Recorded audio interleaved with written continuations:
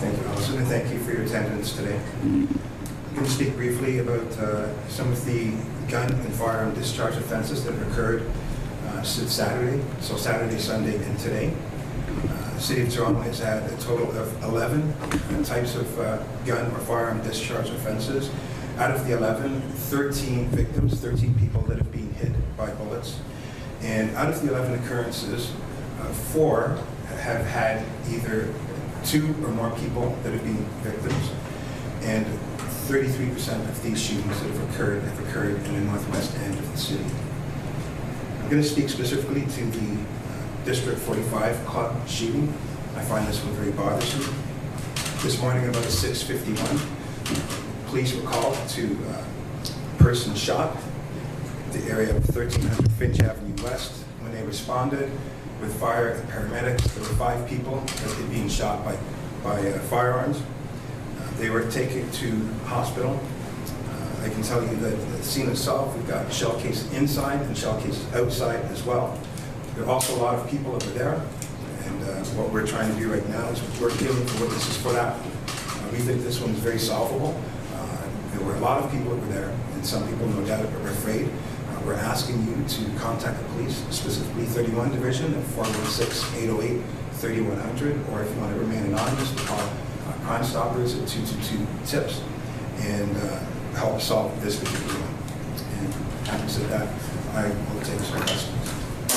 Can you give us any sense, Chief, of what actually happened inside the nightclub? Was there an exchange of gunfire? Was it one gun? What happened? It's too early right now. There are more questions than answers with that particular investigation, which is why I'm here. I find it disturbing when you've got over 100 people and someone would be brazen enough to pull out a gun and start shooting. It's very early. It's very solvable because we have a lot of people that were there and people that were there just to have fun, and then run out as victims because they were afraid of getting shot. And then, of course, we have 5 people that are shot. So it's really early right now, but I can tell you we have retrieved a shell case inside as well as outside, and we've got a lot of resources on this one. We will definitely be in good shape to solve this one if we have witnesses come out and help. Chief, it's Kelly Lanahan from CB24. I'm wondering if you can talk about the genders or ages of those victims in that nightclub shooting. No, I don't have that on me right now, and I think that hopefully by tomorrow we'll definitely have more information. We've had quite a few shootings over the while. This is not the City of Toronto, and when we look at all of the shootings, and, you know, some of the shooting occurrences, I can tell you 4 of them are not people shot. Some are when they put them in the air and shoot. But when I've got 13 people right now in the city that are being shot, that have a bullet in them, I've got concerns for that, and I can tell you that we will be putting additional resources in specific places that we think will help deter and reduce the gun violence that's occurring in the city. Mayor John Tory is once again calling for a handgun ban. Where do you stand on that? You know, I'll let the politicians work on that one. I've got people that are shot, and I've got people that are shooting people. I want to use my resources and all of my energy to solve these cases and bring them before the court systems. Anything that does remove a handgun, it's a good day for the city. So that there's no real silver bullet. There's so many aspects of why people are doing it, but at the end of the day, people are getting shot, and I've got concerns about that, and it's immediacy. What do you say to people in the city who are afraid? I mean, it's happening not just in one area. We've got daylight shootings, areas that normally don't have shootings. What do you say to people who are afraid to be in the city? Well, I'll be fair and say most of the shootings are occurring at nighttime, and a lot of the places and some of the people that have been shot aren't necessarily 9 to 5, wife and kids, home. If you're kind of in that stratosphere, then the odds of anything happening to you are very, very slim in this city. But when someone's shooting with 100+ people in a club, that's not a good day for us, and that's a person that I certainly am very ambitious to working with the community, working with the city to solve that. What can you tell us about how the security is handled within those clubs in terms of metal detectors or any possible way to make sure, surveillance video, for instance, to make sure that people are obviously safe when they're out there? Well, we've got an opportunity to review the DVR. There was a DVR in there. Might not solve it, but it will certainly help us, I believe, because there was some activity going on in the the bar. I can't speak to how private sector folks run their things, but I can tell you as a citizen, I can walk into a bar and look at it and say, I'm not staying here tonight. This is not going to be my place. But having said that, people can go to wherever they want to go to. I would exercise caution if you're walking into a spot and it doesn't feel as warm and fuzzy as you would like it to, or your friends or your family. I know what you're seeing. Sorry, go ahead. We are obviously seeing a situation this weekend where we're not just seeing incidents that have happened in areas that we would hear about more often, but we've also heard of one area, a couple of areas, the Bridle path, obviously, one of the more striking ones this past weekend. What do you say to people about, I guess, the frequency and the volume of gun activity we've seen and where it's been occurring this weekend? Well, guns do not have direction. They are where they are. People bring them to. And I've been following the news too, and that's a specific address in the Bridle path. It's not.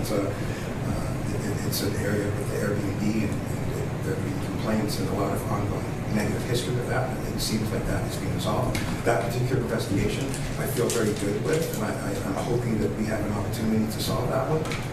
We're looking for at least 3 suspects for that, and that one's very promising for us.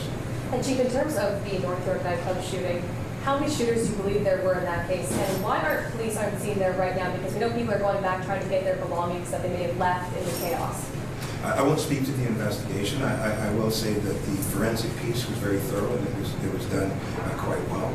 There was no shortcutting with the investigation. So if they've stopped any type of forensic type of investigation, then I'm satisfied with it. And it's not based on time; it's based on the evidence that you have at that moment and how you deal with the evidence. How many shooters do you think there were there? I would be doing a disservice to guess. I don't like guessing, especially in this scene. It can get me in a lot of trouble. Can you explain just a bit more about the number of occurrences that you said have happened over the weekend? What exactly you mean by an occurrence?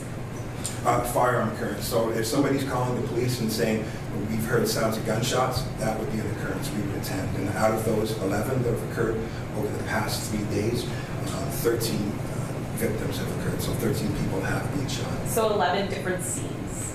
11 different occurrences, yes. Would that mean scene? Like an occurrence would be a Yes. totally different Yes. place? Okay. Sure. And are there any connections that you're seeing between those occurrences? Early on, right now, there's nothing that seems to indicate that could transition later on.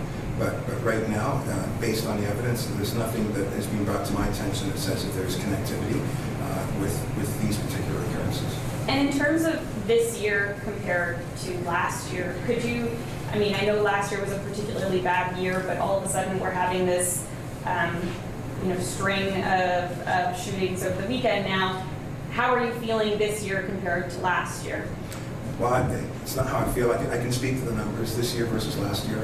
Prior to getting into this weekend, we were lower. We were lower with our victims. We were lower with our occurrences. And so my folks will definitely be having to look at this tomorrow to see what the numbers are, see where it's put us. I will say that this is not a normal weekend in the city of Toronto. I do not anticipate in the 3-day or 2-day span I'm going to be talking about 13 people shot. This is not Toronto, and rest assured that I'll be providing the resources where they need to be to solve these cases, and also working with various stakeholders to see what we can do to help reduce the gun violence that's happening in the city.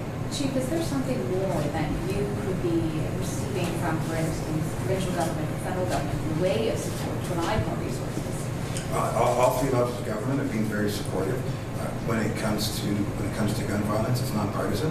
People do not like people with guns shooting other people. So the cooperation has been there. I've sat down with the mayor and councillors on many occasions, speaking to what we need to do that's Toronto-centric in order to reduce the gun violence that's happening in the city. It's not just apprehension. There's so many moving parts. I've spoken over and over about the 3 buckets at the front end, and then when it's the enforcement piece, ours, and then of course the back end when 90% of people are getting released.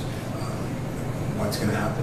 It's pretty circular in its behavior. So from the enforcement perspective, I've got a lot of folks, by the way, the men and women of the Toronto Police Service did a fantastic job at sworn in civilian this weekend. It was very busy. We responded to the calls very appropriately, timely, and some cases we're able to solve, and others have some traction to it. So it's a lot of hard work and effort put in by the members, sworn in civilian, and so From the enforcement piece, I'm getting a lot of cooperation from all levels of government. And Chief, you say this is not Toronto this weekend, and in fact, we do have a lot of people from out of town and out of the country. Do you think that that has any ties to, the festivals we've seen with OVO and Valve and Caribbean Carnival, as well as the victims? If you can say if they are Torontonians or Canadians even? I've heard bits and pieces from people not from the city that have been involved in one way or another with some of the occurrences, but I'm not going to cast a light on the Caribbean Carnival.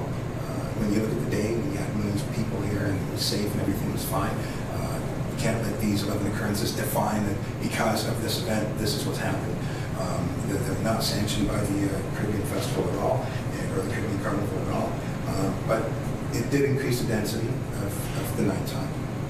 We had a lot more venues that were open, a lot more visitors that were here during the night, and no doubt there is a potential that may have been a factor that may have added to this. I don't know though. And in terms of 13 people shot, do you know many of those were Torontonians or Canadians, or they may have been from? No, I don't think I do account that way. But a victim is a victim. At the end of the day, we'll have more information on some of these investigations tomorrow for sure. And historically, we've been seeing guns come from the U.S. Do you know where the guns are coming from and what the biggest challenge is that's facing your force and how to deal with that? Well, whenever we talk about multi-agency, it's that collaboration piece. So it's not just enforcement, it's intelligence, it's border security, border patrol. There are a whole host of partners that we have when it comes to firearms that are crossing the border, that are making it here. I've got to tell you, I'm more interested in people that are willing to use the guns, that are going to navigate the city with a gun, ready to use it. That's my bigger concern. That is my bigger focus. We do have partnerships, though, that have helped us tremendously with curbing some of that, but we've got a long way to go. I'll take some more questions. Chief, did you have any suspect descriptions that you wanted to share? The one that District 45 was the one that I definitely wanted to get out there, Wendy, and I have no descriptions at this point in time. That's my concern. We will definitely, we're starting to get some more pieces to the puzzle coming in. Once we start looking at the DVR, we'll definitely have a lot of traction there, and you'll see that we'll be able to hone in a little bit better. Hopefully someone does call Crime Stoppers to get this ball going. But if not, I think just investigatively, because this was not done in a vacuum, I think that we'll have an opportunity of getting an idea of who did what. And Chief, how big is the market for Canadians that are legally buying guns and then illegally putting them back on the streets? There is a large market for it. I'm not sure what the numbers are, but there is a large number for that type of activity. You're talking straw purchases, right? Yeah. Can I ask one more question? Sorry, really quick. You were pretty gracious, so I'll let you ask the final question. Yes. Thank you. It's not just smuggling, though. There is 3D printing of guns. People can make guns at home nowadays. Is there any way you can get on top of gun problems with that kind of technology that you're facing? I think I was one that introduced this to you guys. Yeah, if we're going to be looking at a border and saying we've got to stop that, when the reality is with technology, it can be done in the basement in a matter of time. It's already being done. We've got a bigger picture. We have a much bigger picture. And so I'm hoping that when I speak to those 3 baskets, that people take heed to that, because anyone that's motivated to make one, anyone that's motivated to use one, that's a concern we have to address if we're going to get this right. Okay, you, sir, last question. Thank you, Chief. Nicholas Johnson, thegunblog.ca. Just zooming out from this weekend, I've been told that in the past, Carabana tended to be a high-crime weekend, not only for shootings, but fights, thefts, disorderly conduct. Is Carabana still a high-crime weekend? I've never done a Caribbean festival stat. A weekend is a weekend is a weekend. And right now, we've got a situation where 13 people were shot. That's my focus, not on venues or what may have caused. I just want to deal with the facts. Okay, thank you, everybody. Appreciate you being here.